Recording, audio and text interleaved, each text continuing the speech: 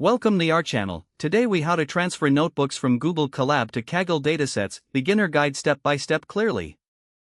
Open your Google Colab notebook. Make sure your notebook is saved in your Google Drive. On the top left, click on File. Select download.ipin to download the notebook file to your computer. Now, open a web browser and go to the Kaggle website. Log in to your Kaggle account. In the top right corner, click on your profile picture. Select Datasets from the drop-down menu. Now, click on the New Dataset button. You will see an option to upload files. Click on Upload and select the .ipin file you downloaded earlier.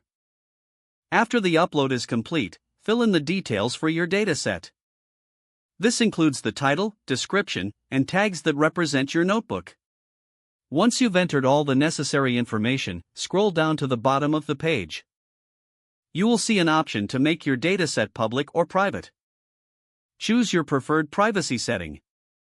Finally, click on the Create button to upload your notebook to Kaggle Datasets. Your notebook is now available in Kaggle for others to see and use. If the page does not load, refresh the browser or try again in a private or incognito. Make sure you are using the correct email address, then retype it carefully to avoid small typos. If your password is not accepted, use the reset option and create a new strong password you can remember. Check your spam folder for verification or security emails, then complete any requested confirmation steps. Enable two-factor authentication if available to improve account security and reduce unauthorized access risk. After signing in, review your profile details so your contact information and settings are accurate and current. If you see an error message, note it down and try again after restarting your device and internet connection. Log out when you finish, especially on shared devices, to keep your account and payment information secure.